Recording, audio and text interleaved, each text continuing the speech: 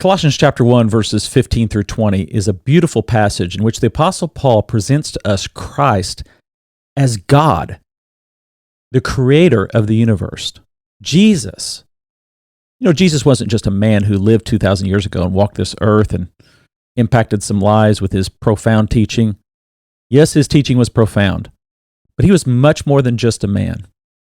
He was who we refer to as the second person of the Trinity, God the Son.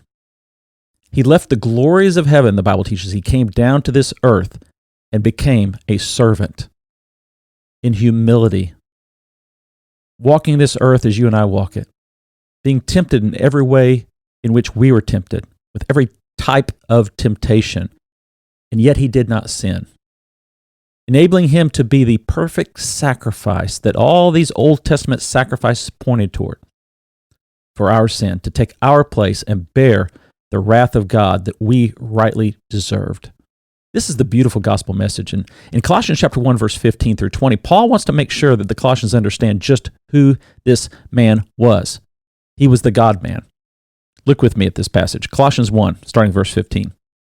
Referring to Jesus, who is the invisible God, the firstborn of every creature. For by him were all things created that are in heaven and that are in earth, visible and invisible, whether they be thrones or dominions or principalities or powers. All things were created by him and for him. And he is before all things, and by him all things consist. And he is the head of the body, the church, who is the beginning, the firstborn from the dead, that in all things he might have the preeminence. For it pleased the Father that in him should all fullness dwell, having made peace through the blood of his cross, by him to reconcile all things unto himself. By him, I say, whether they be things in earth or things in heaven.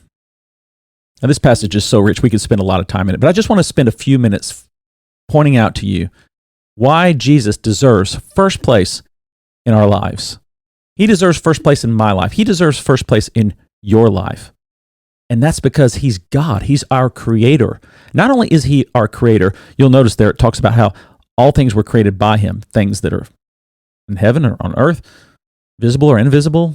All things were created by him and for him. He is our creator. Therefore, he deserves first place in our life. Secondly, by him all things consist, the word used there in the King James Version. All things are held together is another way to phrase it. He literally has the whole world in his hands. More than that, we sang that as little kids. He's got the whole universe in his hands. By him, all things consist. All things are held together. So not only did in the past he create everything, but he still holds everything together. He's magnificent. He's wonderful. Now, if that's not enough reason for you to put Jesus first place in your life, which is what the word preeminent means, it says here that in all things he might have the preeminence.